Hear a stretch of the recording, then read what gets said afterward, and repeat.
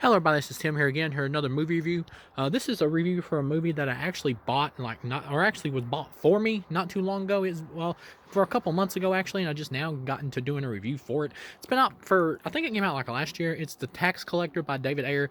Now, as far as like David Ayer's career goes, most of his movies are pretty good to like great. Like I really enjoyed End of Watch, Training Day, Harsh Times. Those are all great flicks.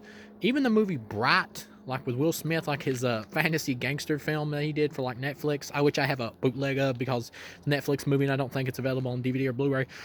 But that film, which critics didn't like, audiences mostly enjoyed that film, and I'm with audiences on that one. Like, I enjoyed that film. That's kind of another one of those movies that's like a discrepancy between critics and audience reviews. Like, I'm not sure why critics didn't like that one. I thought it was fairly enjoyable and a fun Will Smith movie. And with a neat idea of like doing a gangster movie with like an LA type gangster movie with fantasy creatures. That's just kind of cool to me. But I enjoyed Brad. I thought it was a good movie, not a great flick, but a good movie, enjoyable. The only movie I haven't really liked by his is like Suicide Squad, the theatrical cut, which we've never seen the Ayer cut, the real version. Hopefully that'll be released after Snyder cut, which is obviously going to do well. Hopefully that'll inspire him to do the Ayer cut on HBO Max. But as far as like the Tax Collector goes, critics hated this movie. It's got like a 3 point something on like IMDb, and on Rotten Tomatoes it has a very extremely low critic rating. Now, I don't really care about critic ratings or whatever. That doesn't really matter to me, but it's interesting to talk about when you're talking about like the topic of film and stuff. But there's a lot of like David Ayer fans who are fans of his work that have posted reviews considering this movie like underrated and stuff like that. As far as I go in terms of the Tax Collector, I gotta say I didn't enjoy the film. I got to be honest. I'd give it a 1.5 out of 4. I thought this film sucked as a whole. But with that said, I don't think this film is anywhere near as bad as like critics are saying or have said. And I don't think it's anywhere near as bad as like its IMDb rating. I think it has like a 3 something on IMDb. That's way too low. I think I would give this more like a 5.1 or something. But in terms of the movie, I'd gotta give it a 1.5 out of 4. It sucked as a whole. As a whole, it sucked. Because I say as a whole, because it did have some really good parts in it, and there was a section of the movie for when I was like really enjoying it. Like the movie pretty much stars, I believe the actor's name is Bobby Soto and Shia LaBeouf, who are like these two kind of gangster guys who collect like income tax money or whatever, hence the name tax collector. They collect like money from all the different gangs in the city who they gotta pay them like a percentage of their income of what they get. Along comes this like new criminal who doesn't want to do that, wants to take over everything. He offers them a chance to join them. They refuse, so he like kills their uncle or whatever, who I believe was played by George Lopez in the movie, who did actually a good job. But I kind of laughed a lot seeing George Lopez in the movie because him playing a gangster and using the F word a lot did kind of make me laugh because I'm used to like the comedian George Lopez version. Uh, what I will say is what a lot of critics praised about this movie and what a lot of people who watched the movie really enjoyed. I gotta agree, Shia LaBeouf's performance in this really surprised me. Like Shia LaBeouf as an actor has always been someone who I was just like, well, he's fine, but I never really saw him in a role like this. He does a great job here as like a psychotic gangster named Creeper, which is obviously his nickname or whatever. But he pretty much plays like a psychopathic gangster here. Where the movie kind of goes south is like towards like halfway through the movie, once it starts getting really good and interesting, where they got to go into combat against this dude who wants to take over. Is like all at once, it's a weird edit where all at once him and the main guy and Shia LaBeouf are like talking to these other people about wanting to take this dude on, and all at once it's just like a weird edit where just like the bad guys show up with like automatic weapons and masks and everything, and obviously they have these guys outgunned, Shia LaBeouf and his crew, or Bobby Soto and his crew, and they start blasting down. And Shia LaBeouf like runs up there and starts blasting at them and takes out like maybe 2 guys or something. And the main dude, Bobby Soto, like runs off, but the rest of the guys get killed and get overpowered because there's just more men on the bad guys' side. Uh, so they pretty much capture Shia LaBeouf, and they're like showing a video to the main dude, and they're like breaking his legs and everything. And then they like stomp his skull in, which it's kind of a cool scene, and it makes you really hate the villain by the end of the movie when the main guy's like taking revenge on him for like his friend's death, of course Shia LaBeouf's death, and they kill the main dude's like wife as well, which was kind of unexpected to me, but I kind of like that they put that in there. But he does rescue his children at the end, though. He has kids in the movie, and he protects them. The main guy's acting, Bobby Soto, he does a good job. I liked him in the film, but he's completely outclassed by Shia LaBeouf. It may just be because his character's more interesting. Like, in terms of characters, Shia LaBeouf is like the crazy one of the group, of the two, and then Bobby Soto's kind of like, he's a bad guy, like a gangster, but you can tell he has like a softer side, like this dude who's supposed to give him money or whatever. Instead of killing him when he comes up short because he hid the money, he lets him go because the dude was like wanting to help his daughter who has like leukemia. So he has like a soft side to him. He's like a family man. You can tell that he's kind of wishy-washy in with what he's doing, which is at the same time kind of weird because you can't really survive like that as a gangster in that kind of lifestyle. If you're more soft-hearted and stuff, you can't really make it in that kind of world. But they do make a point of in the movie though of like showing like this dude he kind of got into the career because of his family connections. Like his dad was like a big-time gangster and stuff who's now in jail. But Shia LaBeouf's character is just really the most interesting one on screen. His performance is the best on screen when he's on screen. He's in pretty much most of the movie until about towards the third act when he gets killed off. But it is weird that he's supposed to be like this hardcore gangster. He's been at this for a while and he's like psychotic.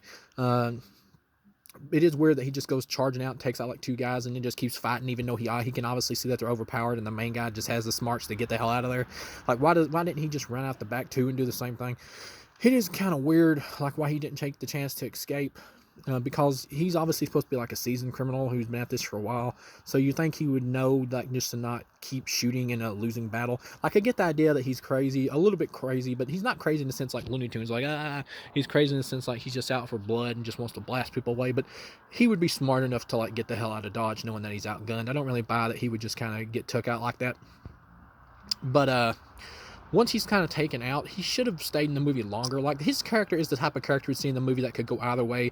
Like, maybe he could fight with his partner, Bobby Soto, like, to the end of the movie and get revenge on the guys or whatever who are, like, killing them all and killed the main dude's wife or whatever. You could really go with that and have him, like, ride or die type thing. Have him, like, go out in a blaze of glory at the end shooting out with his buddy and have him, like, be killed at the end by the main villain in, like, the final act or whatever while he's shooting away with him. And then have Bobby Soto's character like take out the main villain and him live and stuff. And you could do like more of a traditional thing like that.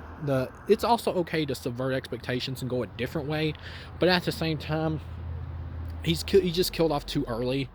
Like what they do in the film that David Ayer chooses to do with his character is just not interesting enough because he is the most interesting character on screen. So by getting rid of him so quick before the third act is even finished or even really starts, it weakens the movie because he's so good on screen that when they take him out so fast, or so soon, it hurts the film. But yeah, other than that, any other kind of gripes for the movie? Like the main bad guy's good, but they gotta throw in the fact that he's into like kind of like ritualistic voodoo or whatever. Like he has like this woman get her throat cut over top of him and sprayed on him with blood. It's just kind of like that Klitsch thing. Like in real life, I don't think in modern day there's a lot of like gang members or Mexican gang members who are really like into voodoo and stuff. I think that's kind of like a Hollywood Klitsch thing. But in terms of but when you get to the main end of the movie, like the revenge part of the movie where the main guy is like teams up with this other gang that he's like friends with and they like get revenge on the main dude at the end and he kills him. When he's like in the fight with the main villain at the end, he has like memories of like when he was practicing jujitsu and it's kind of like a Karate Kid inspired moment, like use the crane kick and he manages to take the villain out. That was a little cheesy to me and didn't really seem to fit in the movie. You didn't really need that. It would have been better. They do show a scene where he's like thinking about his wife, reminiscing about her and the fact he's lost her and everything. You could have just shown like scenes of him thinking about her or Shia LaBeouf or both, and that could just inspired him to take back control of the fight and kill the guy. You didn't really need to like show flashbacks to him practicing jujitsu or whatever. That was kind of corny. David Ayer's directing is good in the film. It's well directed. This film had a lot of potential. When you get to the end of the film, he's like talking to the main crime boss on the phone, and you find out it's actually like his dad, and you get the idea that he's kind of like gonna quit the business and leave. But at the same time, though, that just kind of comes out a little bit of nowhere. Like through the film, you get the idea that he's not entirely like into like the gang lifestyle. It kind of hints at it a little bit, but they never really sit down and have him like talk about it. It's just kind of like hinted at because you get the idea that he is kind of a soft-hearted guy that doesn't really want to, not really into this business that much. But they don't really like have him sit down and actually develop it. It's kind of more just like said instead of shown, really.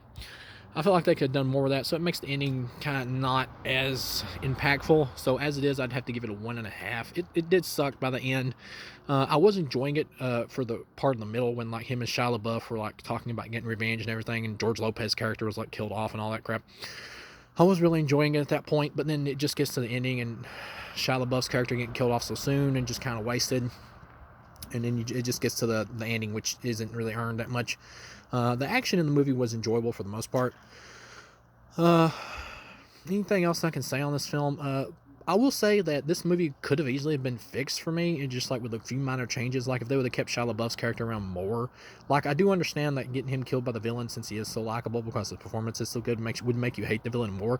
But you could have done that in a way, like I said, like just having him in a shootout at the end, taking on the main bad guy, and having him get killed or whatever. Like you could have done that in a certain way to where it worked better for the movie. He's just so good of a character in the film that he pretty much is kind of carrying the flick in a way, a little bit.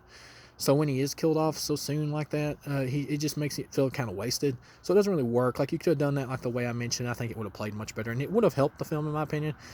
It may not have made this particular film good, but it would have made at least like an okay movie. As is, this is kind of a misstep in David Ayer's career. I think, I think Shia LaBeouf, like if he comes back to acting, because I know he's in like this whole like abuse thing going on right now, case and everything. You can look it up and find out more information about it. But if he ever comes back to acting and stuff like that and does more stuff, I would want to see him in another film type like this where he plays another gangster or something, or another type of action film. If he can deliver this kind of performance, I would probably really enjoy it if he had a much better part and with a better script. But as is, I got to give this a 1.5 out of 4. It sucks. It's not the worst movie I've ever seen in my life or anything, but it's a lot of wasted potential. So thank you guys for watching, and I'll see you again.